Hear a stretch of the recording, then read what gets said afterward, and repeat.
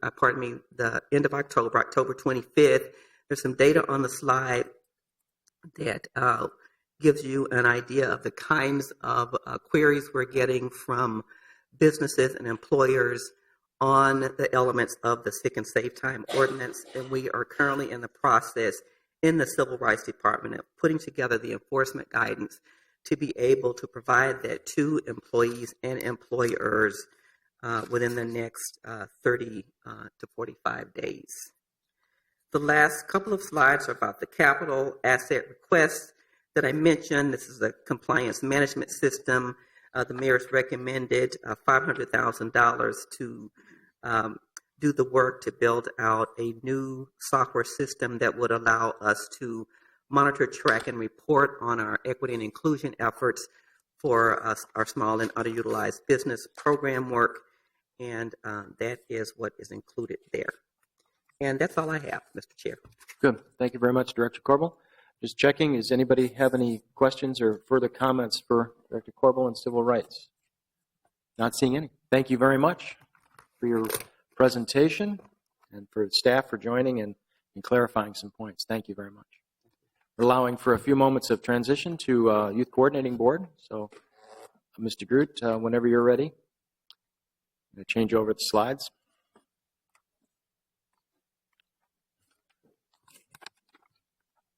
Morning. Okay. It's on the side of the monitor, left side of the monitor. Is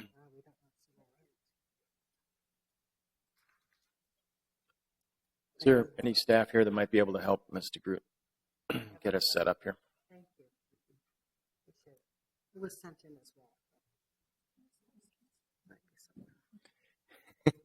This isn't my best thing, the technology stuff. Yeah.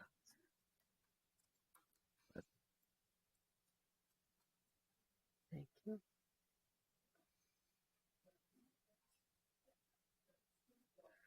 While you're doing that, I'll start. Good morning, Mr. Chairperson. We just wait. You want to wait till can we come up? There we go. I think we're ready to go. So there you go. Now I know what to do. Okay. Welcome. Thank you. Morning, Mr. Chairperson, members of the committee. I'm Ann DeGroot. I'm the Executive Director of the Minneapolis Youth Coordinating Board, and I appreciate the opportunity to be here today to talk with you about the Youth Coordinating Board and to talk with you a little bit about the investment the city makes in the Youth Coordinating Board and the importance of that to our work. Our primary objective is to make Minneapolis the best city in the United States for children, young people, and their families. We do that through an interjurisdictional process with the city, the county, the parks, and the schools. And I'm happy to say some of my partners are here today who work with us on these issues, including Jack Tamble, who's the Director of Minneapolis Community Education, Tony Walker, who is the manager of a project at Community Ed. I always go to Tony for practically everything, and I don't always remember titles, but Tony's here from Community Education. And Kristen Pearson, who's here from Friends of the Hennepin County Library. And then some of you may or may not know Nigel Perot from the Minneapolis Health Department, who is our youth development specialist, and we work with quite frequently. And I think all of you know Judy Pickering, our finance manager, who's helps me out quite a bit with things like this. So I appreciate the time here today. The next slide will show you what our cross-jurisdictional priorities are. We, at this moment, have 4 goals at the Youth Coordinating Board. They are listed across the top. We went through a process with our jurisdictions to come up with what the priorities will be in each of those areas, and then to begin to develop projects around each of those that have an interjurisdictional focus. And so this is a really simple sheet that shows you what those things are, what the goals are, what we're working on. The next slide shows you our draft budget for 2017. You'll notice, I think, that the budgets between 2016 and 17 aren't very different. There are some slight changes, but we'll be continuing to do the work that we do at the Youth Coordinating Board. We think of our work as long-term and building work. And so our budget is not very different, and it reflects well, I think, about what we're trying to do for the city. The next slide shows you what the city general funds are used for. And as you can see, we re-grant some money to help improve opportunities for young people around after-school programming. And we fund some programs at the Minneapolis parks. We fund some at Minneapolis Community Ed and some at the libraries. And so those have become very important programs for us and serve children who would not otherwise have access in Minneapolis to some after-school programming. You'll also notice that we do work with downtown outreach. And 2 years ago in the mayor's budget, she requested $55,000 for that project, and last year put it in as an ongoing item, and it is reflected here as well. We do outreach work in the summertime, downtown Minneapolis, and during the school year, we contract with 3 different schools this year to do some outreach work there. The results of that have been, I think, very important and impressive. We know that the crime rate downtown goes down when our team is downtown. And we're also aware of the fact that young people see us as kind of a central stabilizing force for them downtown.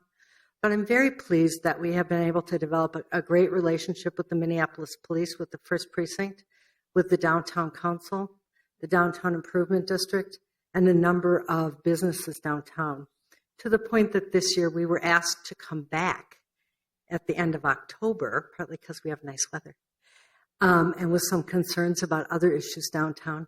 And the Downtown Council found a way to pay for that this year. So it's been a very successful program, and I think not only helps our children, but really helps create a more safe atmosphere downtown. A great deal of the funding goes to the Youth Congress. Many of you know about the Minneapolis Youth Congress, 50 to 60 young people from across the city who come together and work with us on issues that concern them. Their tagline is "No decision about us without us." And they are being, by the way, sworn in tonight in the rotunda of City Hall. Please come by between 5 and 7. We have food and cake. So those are the specific ways that the funding is used. The next slide shows a little bit more about the outreach team. Before you continue, Sure. I wonder if we could go back to the slide on the budget portion of it. Is this the City of Minneapolis's portion? Yes.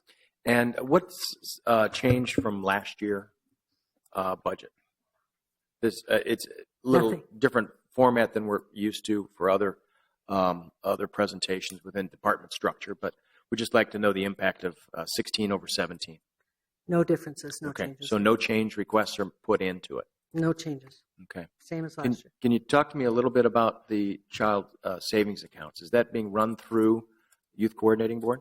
Or is that later on in your presentation? I don't want to jump ahead. It isn't, but I'm glad you asked about it. That was covered, I think, by the Health Department's presentation, but I'd love to talk about it because the Health Department has asked us to take this, the Mayor's Office and yourself and the Health Department have asked us to take this on. Children's savings accounts are kind of a new thing that are happening around the country. They're about 10 years old, and they're a way to help create savings account for children starting at various ages. There's lots of different models to do this. That helps a family to create wealth around their child for the purposes of starting a business, buying a home, or going to college. And Minneapolis's budget includes a $15,000 request for that. We have accepted the task of doing the planning work to make this happen, and that will happen beginning in January if the money is approved. But I should say we've done a little pre-planning work already, so we're ready to go right away in January. And we think that it's a good opportunity in Minneapolis for our children and their families, particularly low-income people, to be able to have a very tangible way to create some kind of a nest egg for that child to both be able to use when they get older, but as a way of feeling hopeful. We also think it's a good system for incentives. So I'll give you an example. Some folks in the county have said we have county-involved youth. What if we could contribute to the savings account for those children when they attend school for a month or when they do some kind of thing that needs to happen? So it's an incentivized program that we're Right. we're looking at. So I just wanted to highlight it. I know it was something the Youth Coordinating Board would be involved with, and it is multi-jurisdictional, so it's a perfect place for that to happen. But from a budget perspective, it's not in the Youth Coordinating budget for from the city perspective. It is in the Health Department, and questions were asked about that. I know Council President Johnson asked something about that during the Health Department presentation. I just wanted to clarify that. That's where it is in the budget, but YCB will certainly be involved in starting that initiative. That's correct. Okay, That's correct, thank you. Mr. Chairperson. So the next slide just gives you a little bit more detail about our outreach team, when they work, what they do, and we completed this summer an evaluation of our school outreach program, which was a very positive evaluation, and we're looking at doing that for our street team next year. And the final slide, I think, talks about the Minneapolis Youth Congress work. We're very proud of our Youth Congress members. They have had an impact in the city, in the schools, in the county, in the parks, in their work. They, in fact, worked very much on Rethink Your Drink and the work in banning flavored tobacco. And they are our future, well, they are leaders now, but they will be the people sitting in your chair someday. So I'm pleased that we can work with them. So that's really the end of my presentation, but I'm happy to answer any questions that you might have. Okay, thank you very much. Are there any questions from colleagues or comments? No, If I may, I'd just like to acknowledge our board chair, Councilmember Gordon, and our board member, Councilmember Palmisano. So thank you both for your work with us. Thank you. Okay, thank you very much. Well, it looks like we'll have a few minutes before we're joined by the staff from the Municipal Building Commission. Oh, nope, there she is. Laney, welcome.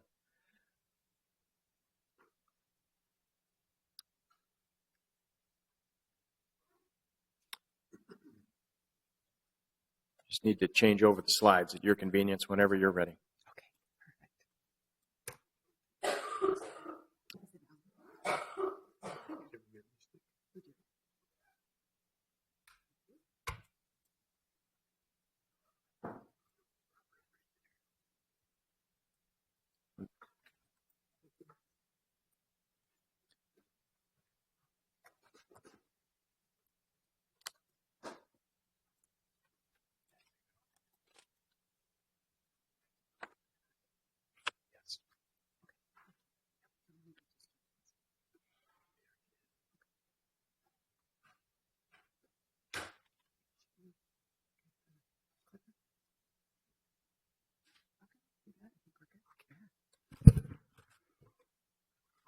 Welcome whenever you're ready. If you could introduce yourself to the council.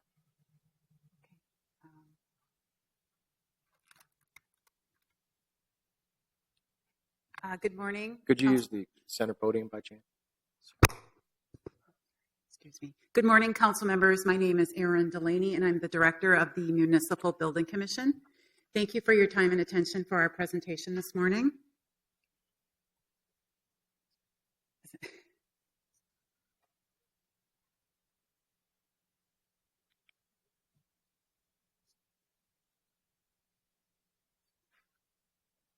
Is it this clicker or these?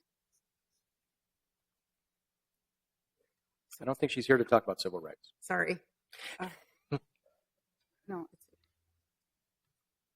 Oh, I apologize, council members. We lost our. That's a civil rights, and now it's the coordinating board. That looks good. Yeah, there we are.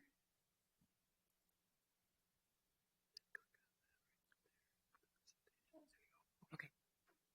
So it's the arrow keys. Okay. Pardon me, council members. No. Again, Erin Delaney, Municipal Building Commission.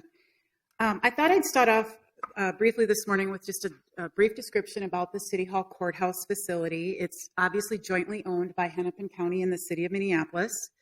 The Municipal Building Commission Board is represented by 2 members from the city, Mayor Hodges and Council President Johnson.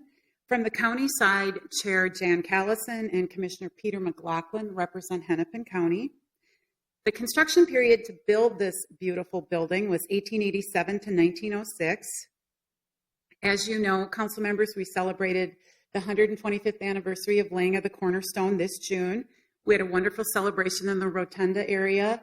We estimate that over 200 members of the public attended the event. It was a great opportunity to showcase our building. In addition, we consider this a beautiful icon, accessible gathering place for members of the public. The MBC also has a catering and events program. I'm proud to report that we have 29 private events scheduled for this year. And you'll recall that these events result in commissions and rentals that are paid directly to the MBC, and they're put into a historic preservation fund that is used to fund, obviously, historic construction projects in the building. For example, approximately $140,000 from this fund will help pay for some of the work being done on the clock face restoration project. Obviously, we have a large building, 354,000 usable square feet. The city occupies 200,000 square feet of the facility, approximately 58% of the building. I think this is always interesting that the city government started to occupy the building in 1902, and the first office that we can research in our historical information is that it was actually the city council in this location that was the first office to move into the city side of the building. Always a reminder that we do have monthly guided tours, third Wednesday of the month at 12 noon, and we hope that you'll help promote these tours that we offer to members of the public and any staff members as well. So if we start with our 2017 budget presentation, we have 5 programs within the MBC. We have a total of 55 FTE positions. The city's share of the 2017 budget is the 5.077, just over $5 million. Again, as a reminder, council members, the city contributes 60% of the MBC's operating budget, and Hennepin County contributes the remaining 40%. So just to be clear, Ms. Delaney, the 2017 recommended budget of $9.3 million is the total budget, and then the next number represents the city's portion of the budget. Is that correct? Just want to make sure. Quincy, yes, that is correct. And there's no change in FTEs, and it's all ongoing funding for all those funding options. That is correct. Line items. Yes. Okay. Yes. Thank you very much. Again, then this is a department organizational chart, FTE, count of 55, and no request and changes to that number for 2017. The first department is administration. This serves as the staff to the MBC board in implementing board direction. The next department is the custodial and security staff. We provide 24-hour, 7-day-a-week custodial and security services within the facility. One point I'd like to highlight is under our custodial division, we have implemented reduced waste through our mini bin program and through the implementation of one-sort recycling and organics recycling. And I'd like to thank the council members for your support in those programs, is that they have been extremely successful. I'm happy to report that just this week, again, we were able to reduce the amount of rubbish that is picked up in City Hall. And obviously that's because there's an increase in the amount of organics recycling and paper and all other types of recycling. So a cost savings for us in that category. The next department is the repairs and improvements department of the MBC. This includes the building trades. We have a full complement of plumbers, pipe fitters, carpenters, painters, pipe fitters that work on projects within the building. We do both repair and maintenance projects as well as continued maintenance on the facility. And as you can imagine, some of the repairs can be quite creative given that the building is over 125 years old. So a compliment to our repairs and improvement staff. The next department is the Adult Detention Center. This department is fully funded by Hennepin County, and as it says, this is to staff and to support the Adult Detention Center located within the facility. Again, that's the 4th and 5th floor of City Hall. The next department is the Work for Others department. And this department is for jobs that our staff do that are outside the regular repair and maintenance of the facility. So this results in extra charges from the department, whether it's a city or county department, they pay for the work directly. The Municipal Building Commission also participates in the Building Energy Challenge. There was just an update meeting on this event yesterday. I'm pleased to report a continuation of a decline in our energy usage. You can see that even through 2015, our decline continues. This is really something noteworthy. Feel free to talk more about it. I know Council Vice President Glidden has a comment. Oh, so I was just actually curious if you could tell us what were the major drivers of that decline in energy use. I know we've been actually working on this for a long time, but probably had some added incentive once we started making public our usage and things like that, just like every other building around. So, Council Vice President Glidden, Chair Quincy, some of the major drivers for the decline in energy usage is the success of the Mechanical Life Safety Project that is one of our ongoing capital projects. It's been ongoing now for 10 plus years, and what that involves is upgrades to the energy system, to the HVAC, to the electrical, to the fire, life safety technology in each quadrant of the building. And we feel that that plays an a very important role in the decline of energy usage. In conjunction with that, Council Vice President Glidden, we've become more sophisticated in the use of our controls for the HVAC and have been able to turn off, for example, when there's no one around in the building on the weekend, now we completely shut down the HVAC system. In addition, more work with, we've got some air infiltration issues that I will address in the future slides, but we're working on that issue as well to help prevent the escape, obviously, of conditioned air. So a variety of components that contribute to the decline in usage. And it must also have some sort of translation to cost savings at some point, or a return on those investments that we made in those changes to the mechanical. Okay. Chair Quincy, absolutely, yes. Just some brief highlights again about our 2017 budget. Again, 60% is funded by the city, 40% from the county. We are, our request is at 2.4% higher than last year, and our funding request is within both the county and the city property tax targets. The city 5.1 million, and the county 3.6 million, which does include the detention center.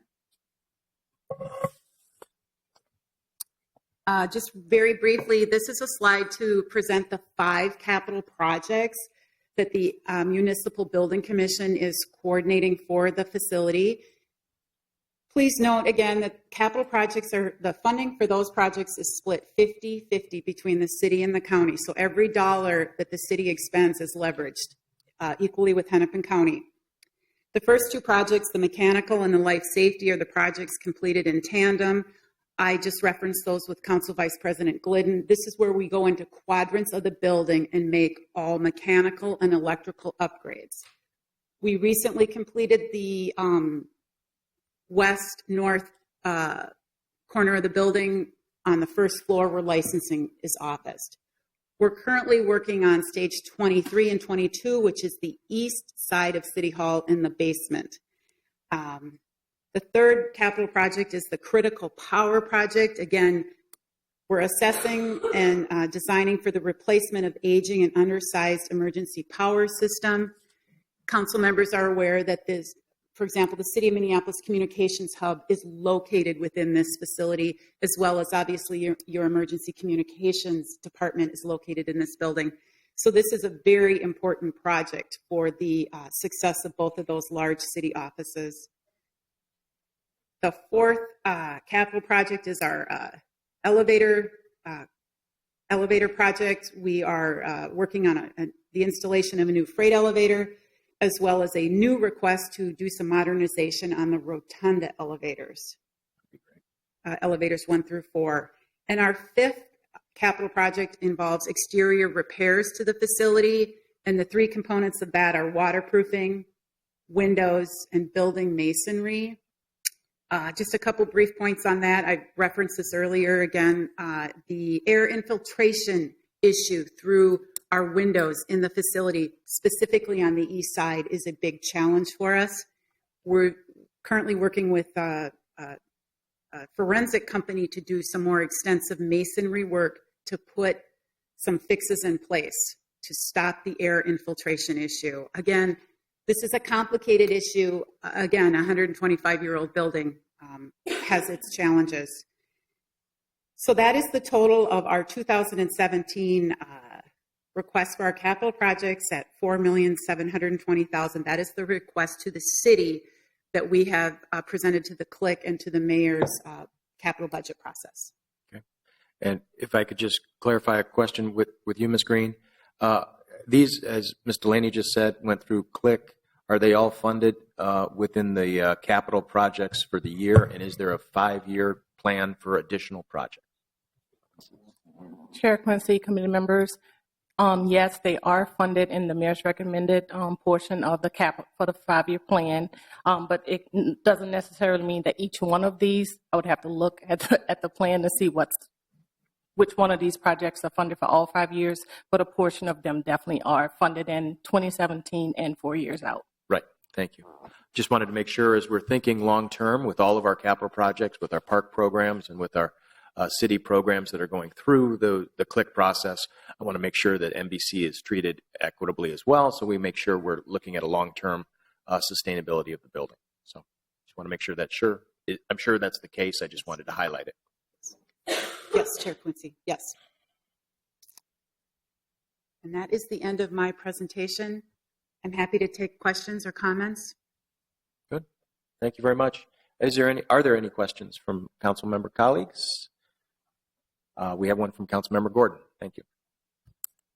Thank you. And this is kind of picky and it's kind of council-centric. But you talked about elevator repair, and I think that for a while now it's been noticeable that the elevators that are on the far side from the council seem to be newer, work much better, they're not shut down as often. That's also where the county has more of their, traditionally has had more of their offices. So over on the city side, it seems like those elevators are frequently broken. I'm just curious, are people often getting stuck in them? And when you talked about the modernization, is that going to include kind of bringing them up to the same quality as the elevator? I don't really know the numbers. Maybe it's 1 and 2 over here and 3 and 4 over there, but 3 and whatever it is to the same. Will they end up looking as modern and work as well as the other side? Councilmember Gordon, Chair Quincy, thank you for your question. Yes, let me walk you through that. The rotunda elevators 1, 2, 3, and 4. 3 and 4 are on this west side of the building, which council members typically use that side. Yes, Councilmember Gordon, there was elevator 4 was down for far too long. We at the MBC had some difficulty with our current elevator vendor at that time. We have since discontinued that contract with that vendor and have contracted with a different vendor for those elevators specifically, as well as all 14 elevators located throughout the facility. Councilmember, I can assure you that all of the elevators receive the same amount of treatment, absolute same amount of maintenance. Statistically, possibly, yes, the elevators on the west side maybe have more outages or technical problems, if you will. Possibly that could be to more usage on this west side. The new elevator project that we're requesting funding for the next cycle. The first 4 elevators that I want modernized are those those rotunda elevators, 1, 2, 3, and 4. They are all the same year, varying stages of modernization, minor modernization, if you will, because what this funding I'm requesting is to modernize all 4 of them. Okay. So at the time when we get into that, moving forward with that project, we can evaluate which elevator to start with. Frankly, I would prefer at this point to start on the west side because, again, everything I've just said, there may be some more outages on that west side, but I realize that is an inconvenience to staff on the west side of the building as well, so we'll have to balance all of those issues. But please know, council members, that that's on our list of constantly assessing that. And I am happy to report, too, that the MBC was able to negotiate some reduced rates for the last 2 months of our service contract with that previous vendor. And as I said, we legally discontinued that contract and are now contracting with a new vendor. Suburban Elevator has stepped in and assumed maintenance of the elevators, and to date, we've been much happier with their service. Well, good. And I'm not proposing this, but I've also thought about do we really need 4 elevators in the rotunda? It does seem like a lot of elevators to serve the group, and I'm sure sometimes when we're really busy, they're all in use, and we do need them. And I'm not proposing that we take one away at this point. That's the way the building's built and designed, and they're all there. And it's good to hear that we're going to be modernizing all 4 of them, I guess. Thank you. Thank you very much, Ms. Delaney. I don't see any other questions. Appreciate your time and the details of your presentation, and of course for all the work that you and the staff do on maintaining this great building. So thank you very much. Thank you. Thank you. Colleagues, that concludes our morning of presentations. We'll be taking up the Park Board's budget presentation beginning at 1 o'clock. I think we have 1.5 hours scheduled for that later this afternoon. So with that, I think we're concluded for today. So we'll stand adjourned, and we'll see you again at 1 o'clock. Thank you.